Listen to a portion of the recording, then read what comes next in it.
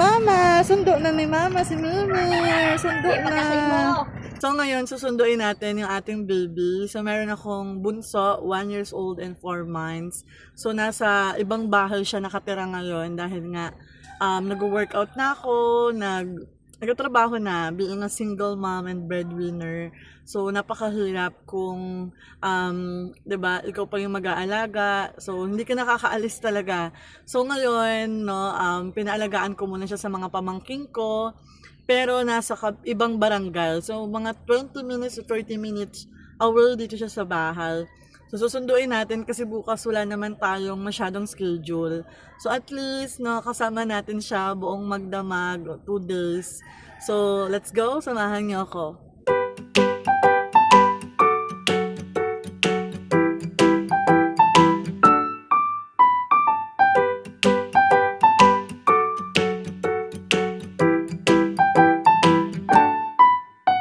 Ito pabili. Spaghetti. Champurado. Parang masarap ito. Tapos. Ang kuya ko, hindi ko makain niya ng champurado. So, pansat. So, 100 na. Thank you.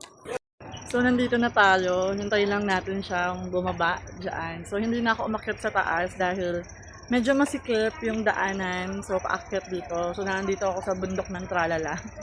So, nandito ako sa hillside. So, ayan. So, maghihintay tayo muna. Dito muna tayo. And, papakita ko lang sa inyo. Nagpakilagay ako ng Bible verse dito sa car. Ayan. And, meron din logo ng company. Tapos, yung logo ng team ko. Ayan, Team Plero. So, habang naghihintay, bibili muna tayo ng ulam. So, nandito tayo sa Talipapa naman. So, ayan, dito sa hillside. Yan, sa harapan ko, bili muna tayo ng ulam dahil alam kong walang ulam habang naghihintay tayo. So, let's go. So, ayan, bibili muna tayo ng ulam. Ayan siya. So, nandun si Ninong, nagtitinda ng isda. Tsaka may mga gulay-gulay. So, samahan niyo akong tumawad ng ulam. So, dito, bibili muna tayo ng ulam. Mabili pong ulam. Pwede mabili. Magkano po galunggong ngayon, Nong? Sa galunggong. Yung lalaki ba eh? Magkano yung ganyan? Ito pala yung babae. Ito yung lalaki. Bakit? Nasa yung lalaki? Ang lalaki, itong kahaba. Okay. Pag babae, ganito. Ito yan ang lalaki ba sa'yo? Ito lang. Tingin tayo ng medyo malalaki, no? Tingin tayo ng tilapia. Tapos, matambaka na lang yung binili natin. And, ito. Tatlo. So, budgeting. So, bilhin tayo ng tambako. Kami kanina, 105. Oo, 105. 105 saka 134. So, Pag malaki kaya,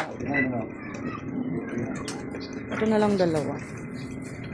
Bago naman to, Nong, no? Oo, wala lang yun. Gas kami ito pa. Yan. So, marami tayong nabili. So, yan. Nakabili na tayo ng ulam. 3 ulam. Galunggong, tsaka nakabili tayo ng gulay. Galunggong, tambakol, tsaka tilapia. So, pwede natin stock sa bahay. Ayun si Mimi! Ay, happy birthday! Wow! Pabubuksan natin doon. Wow! Nag-bike! Mimi! Wow! Nag-bike ang baby namin! Wow! Boom, boom!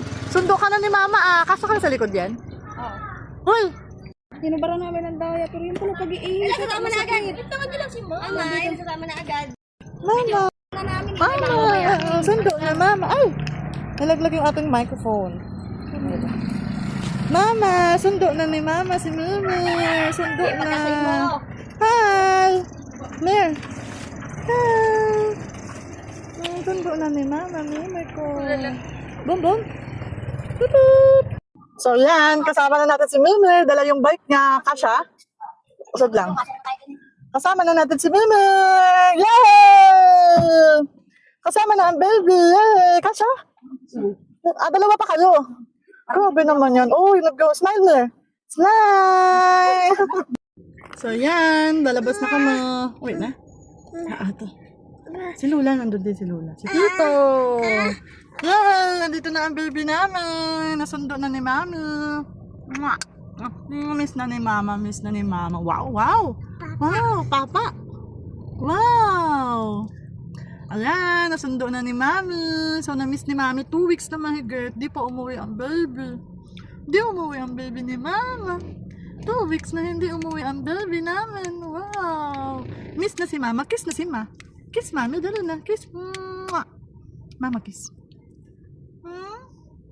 Kiss ma.